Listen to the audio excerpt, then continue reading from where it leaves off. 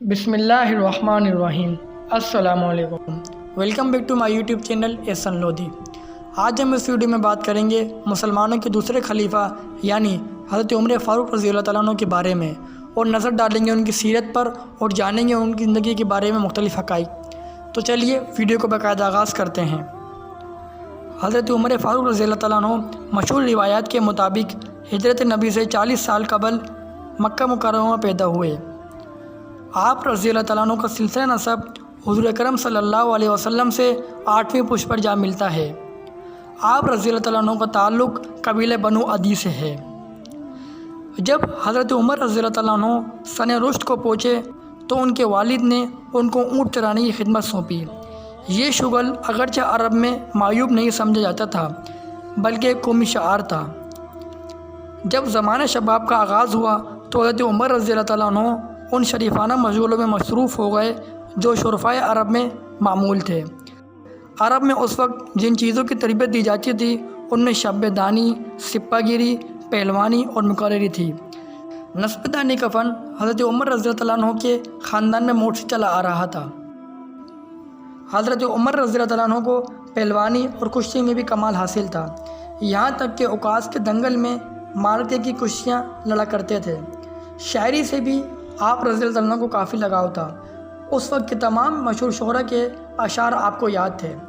اسی زمانے میں آپ رضی اللہ عنہ نے پڑھنا لکھنا بھی سیکھ لیا تھا، اور یہ وہ خصوصیت تھی جو اس زمانے میں بہت کم لوگوں کو حاصل تھی۔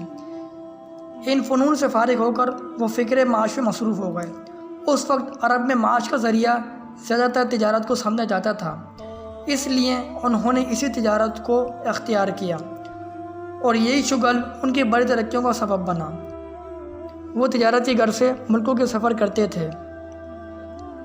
خودداری، بلند حوصلگی، تجربہ کاری اور معاملہ دانی، یہ تمام اوصاف جو ان میں اسلام آنے سے قبل پیدا ہوئے تھے سب انہی سفروں کی بدولت تھے۔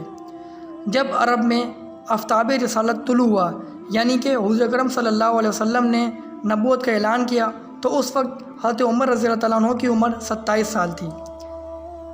ابتدائی اسلام میں حضرت عمر رضی اللہ تعالیٰ عنہ اسلام کے سخت مخالف تھے، لیکن اللہ تعالیٰ نے آخر کار ان کے دل کو ایمان کی روشنی سے منور کیا۔ ان کے ایمان لانے کا واقعہ بڑا دلچسپ ہے۔ حضرت عمر رضی اللہ تعالیٰ عنہ کے گھر میں اسلام کی روشنی زید نامی شخص کے ذریعے پہنچی۔ جب زید کے بیٹے سعید نے اسلام قبول کر لیا اور ان کا نکاح حضرت عمر رضی اللہ تعالیٰ عنہ کی بہن فاطمہ سے ہوا تھا، اسی نسبت سے فاطمہ بھی ایمان لے آئی تھی۔ اسی خاندان میں سے ایک اور معزز شخص نعیم بن عبداللہ بھی مسلمان ہو گئے تھے۔ جب حضرت عمر رضی اللہ تعالیٰ عنہ کو یہ معلوم ہوا تو وہ سخت برہم ہوئے، یہاں تک کہ قبیلے میں جو لوگ اسلام لائے تھے ان کے سخت دشمن بن گئے۔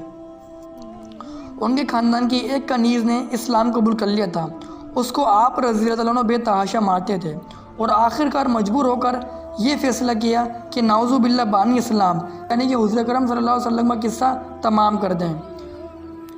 وہ تلوار کمر سے لگا کر سیدھا حضور اکرم صلی اللہ علیہ وسلم کی طرف نکل پڑے۔ راستے میں نعیم بن عبداللہ مل گئے، پوچھا خیریت تو ہے؟ حضرت عمر رضی اللہ عنہ نے کہا محمد کا فیصلہ کرنے جا رہا ہوں۔ نعیم بن عبداللہ نے کہا پہلے اپنے گھر کی خبر تو لو، خود تمہاری بہن اور بنو اسلام آ چکے ہیں۔ فوراً پلٹے اور بہن کے وہاں پہنچے جو قرآن پڑھ رہی تھیں۔ حضرت عمر رضی اللہ عنہ کو معلوم ہوا تو وہ چپ ہو گئیں، لیکن حضرت عمر رضی اللہ عنہ کے کانوں تک آواز پہنچ چکی تھی۔ پوچھا کہ کیا پڑھ رہی ہیں؟ بہن نے کہا کچھ نہیں۔ عمر رضی اللہ عنہ نے کہا تم دونوں مرتد ہو گئے ہو، اور اپنے بہنوئی سے دست سے گربا ہو گئے۔ تو ان کی بہن فاطمہ نے کہا عمر جو بن کر آئے ہو، لیکن اب ہم اسلام دل سے نہیں نکال سکتے۔ اس جملے نے عمر رضی اللہ عنہ پر بڑا اثر کیا۔ بہن سے کہا جو پڑھ رہی تھی سناؤ۔ فاطمہ رضی اللہ عنہ نے قرآن کی آیت پڑھی، ایک ایک لفظ پر ان کا دل مرعوب ہوتا جا رہا تھا، یہاں تک کہ جب یہ آیت پر پہنچے آمنوا باللہ ورسولہ تو با اختیار بول پڑے اشہد ان لا الہ الا اللہ واشہد ان محمد رسول اللہ، اور پھر حضور اکرم صلی اللہ علیہ وسلم کی بارگاہ میں تشریف لے گئے۔ آپ صلی اللہ علیہ وسلم نے فرمایا کیوں عمر، کس ارادے سے آئے ہو؟ تو کہا ایمان لانے کے لیے۔ حضور صلی اللہ علیہ وسلم بے سکتہ اللہ اکبر بول اٹھے۔ حضرت عمر رضی اللہ عنہ کے اسلام لانے کے بعد تاریخ اسلام کا ایک نیا دور شروع ہوتا ہے۔ اس وقت مسلمان اپنے مذہبی فرائض اعلانیہ ادا نہیں کر سکتے تھے اور حرم میں بھی نماز ادا کرنا ناممکن تھا، لیکن جب حضرت عمر رضی اللہ عنہ اسلام لے آئے اور انہوں نے اپنے اسلام لانے کا اعلان عام کر دیا تو دفعتاً یہ حالت تبدیل ہو گئی اور مسلمان جماعت کے ساتھ خانہ کعبہ میں نماز ادا کرنے لگے۔ ہجرت مدینہ کے موقع پر بھی حضرت عمر رضی اللہ عنہ حضور اکرم صلی اللہ علیہ وسلم کے شانہ بشانہ تھے۔ حضرت عمر رضی اللہ عنہ نے تمام غزوات میں بڑھ چڑھ کر حصہ لیا اور اپنی جرأت اور بہادری سے دشمن اسلام کو خوب سبق سکھایا۔ حضرت عمر رضی اللہ عنہ مسلمانوں کے دوسرے خلیفہ بھی ہیں۔ حضرت ابو بکر صدیق رضی اللہ عنہ کی وفات کے بعد سن 13 ہجری میں خلافت کا تاج آپ نے سنبھالا اور اسی طور سے خلیفہ کے لیے امیر المومنین کا لقب شروع ہوا۔ آپ کے دور خلافت میں امن و عدل کو فروغ ملا اور اسلامی حکومت وسیع ہوتی چلی گئی۔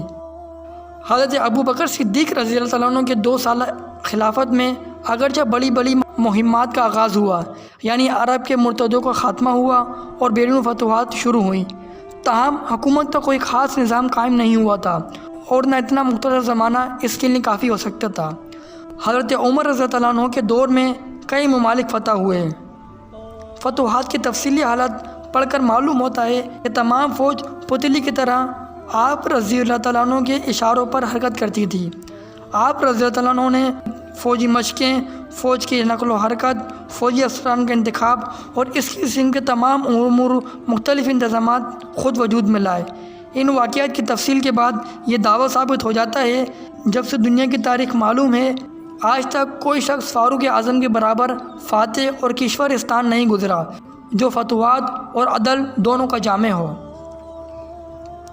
ایک طرف تو حضرت عمر فاروق رضی اللہ عنہ نے فتوحات کو وسعت دی اور دوسری طرف حکومت و سلطنت کا نظام قائم کیا اور اس کو اس قدر ترقی دی کہ ان کی وفات تک حکومت کے جس قدر مختلف شعبے تھے سب وجود میں آ چکے تھے۔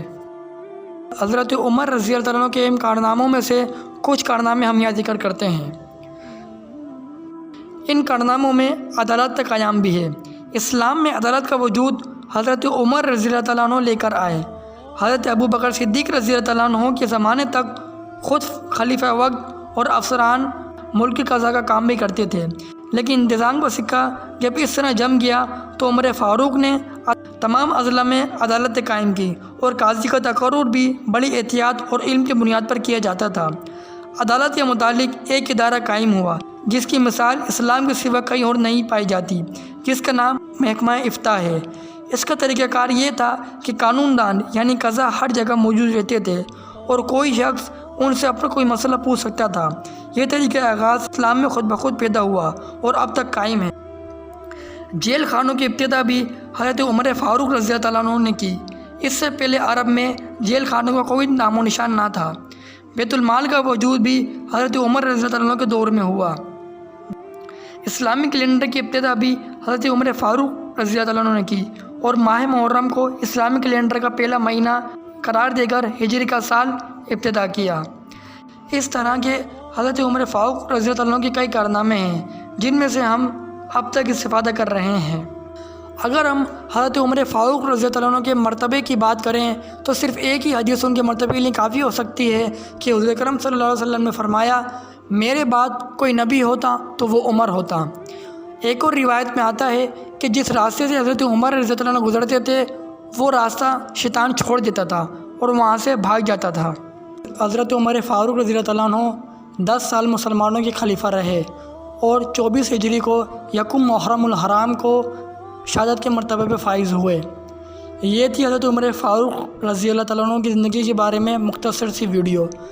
امید ہے میری یہ ویڈیو پسند آئی ہوگی، تو اس ویڈیو کو لائک اور چینل کو سبسکرائب کرنا نہ بھولیے گا۔ بہت شکریہ۔